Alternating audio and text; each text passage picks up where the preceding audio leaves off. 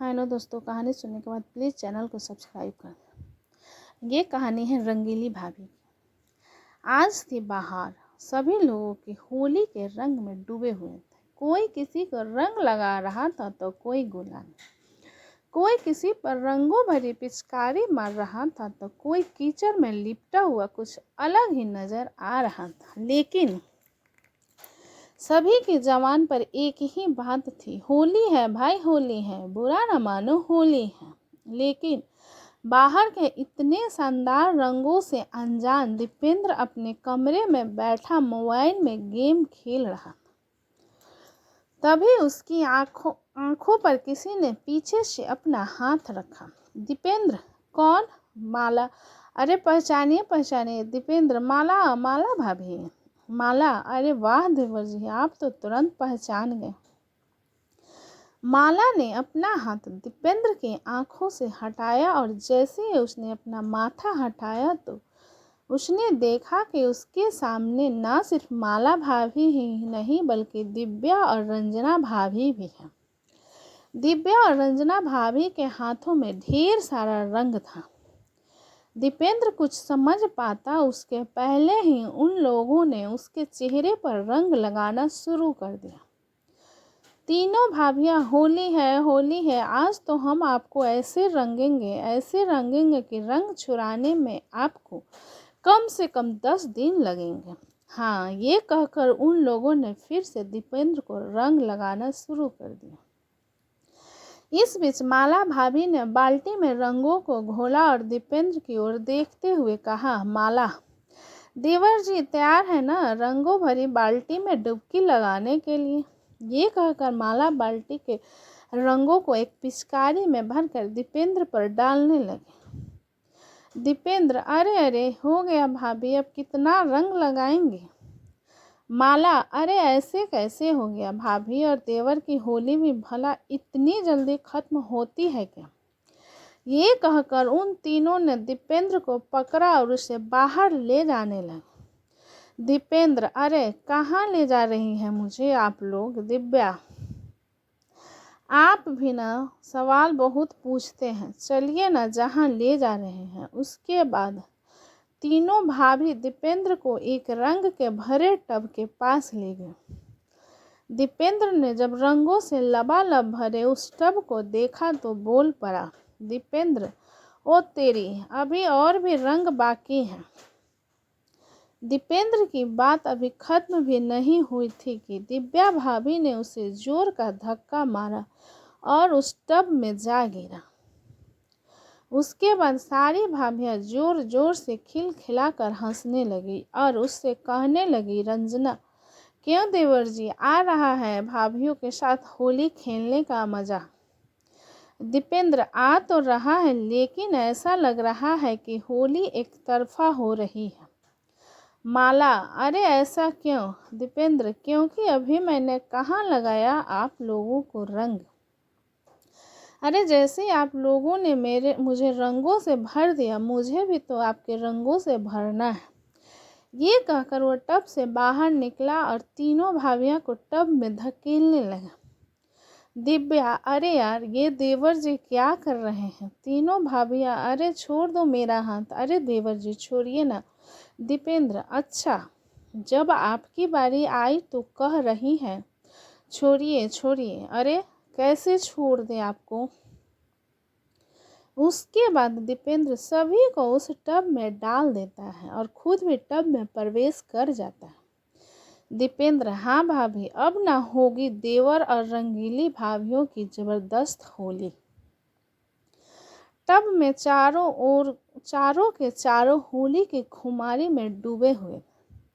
दीपेंद्र कभी माला भाभी को रंग लगाता तो कभी रंजना भाभी, कभी तीनों भाभियां उसके चेहरे को फिर से रंग देते। दीपेंद्र, क्यों रंगीली भाभियों, ये वाली होली कैसी है? तीनों भाभियां मस्त हैं। होली का मतलब ही यही है कि सब सही गलत को भुलाकर गले मिला जाए और मस्ती के रंगों में डूबा जाए। ये कहकर तीनों भाभियां ने दीपेंद्र को गले से लगा लिया। दीपेंद्र ने कभी सपने में भी नहीं सोचा था कि इस मोहल्ले में आने के बाद उसकी पहली होली इतनी शानदार और यादगार होगी। 6 महीने पहले ही तो वो इस मोहल्ले में रहने आया था। एक दिन जब वो अपनी बालकनी में खड़ा था, तभी उसकी नज़र सबसे पहली बार माला भाभी पर गई थी। माला भाभी उस समय अपनी बालकनी में खड़ी अपने बालों को सुखा रही थी।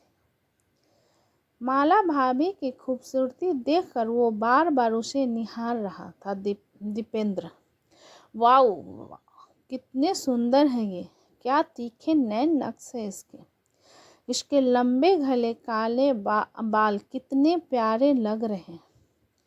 तभी माला भाभी की नज़र दीपेंद्र पर गई। दीपेंद्र और माला दोनों की नज़रें मिली।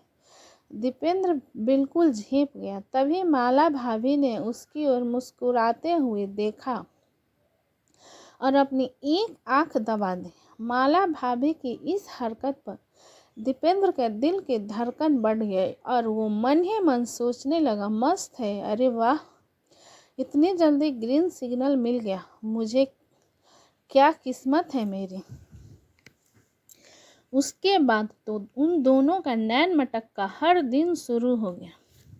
कभी दीपेंद्र अपने बालकनी में खड़ा उसका इंतजार करता तो कभी माला अपने बालकनी में उसका इंतजार करती हुई मिलती। उन दोनों ने इशारों में बातें करके एक दूसरे का फ़ोन नंबर भी ले लिया था। अब वे घंटों बातें भी करने लगे थे। माला, अरे यार, फ़ोन भी रख दीजिए देवर जी, कितनी बातें करेंगे। दीपेंद्र, क्या करूं भाभी, आपसे बातें करके जी नहीं भरता। माला, वो तो ठीक है, लेकिन कुछ बातें कल के लिए भी रहने दीजिए मेरे प्यारे देवर जी, क्योंकि मेरे पति का फ़ोन आने वाला है। यह कहकर माला भाभी ने फ़ोन रख दिया। लेकिन इस बीच दीपेंद्र के साथ एक और घटना घटी।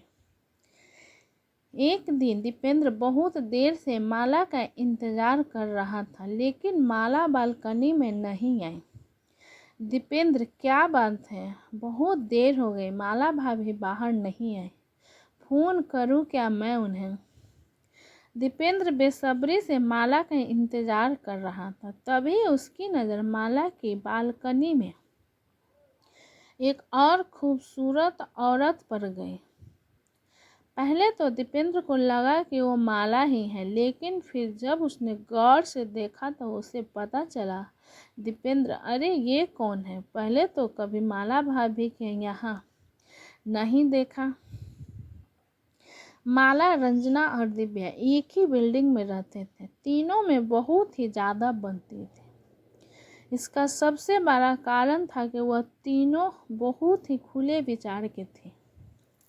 माला ने जब अपने दोस्तों से दीपेंद्र का जिक्र किया तो तीनों उसके बारे में चर्चा करने लगे। दिव्या, सच में यार, बहुत ही हैंडसम है वो। रंजना, अच्छा, पर यार ये तो गलत बात है ना, पिछले 1 महीने से तू जिंदगी के मज़े ले रही है और हमें अब बता रही है।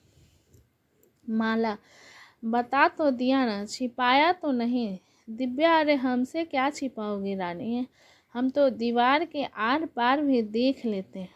दीपेंद्र रंजना को देखकर ख्यालों में खोया हुआ था। तभी बालकनी में माला और दिव्या भी आ गए।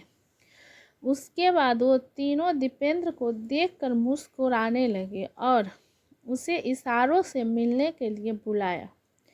दीपेंद्र जब पहली बार उनसे मिला और तीनों ने उसे जब यह बताया कि वे सभी उसे बहुत पसंद करती है तो दीपेंद्र के मन में लड्डू फूटने लगे।